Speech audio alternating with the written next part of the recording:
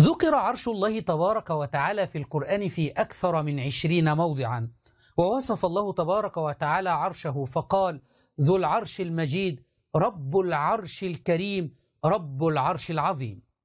هذا الكلام لم يعجب معمم الشيعة، فخرجوا علينا بكفر جديد زاعمين أنهم هم من يخلقون عرش الله. المعممين في الحسينية يقولون أن هذه المجالس الحسينية تصنع عرشا لله.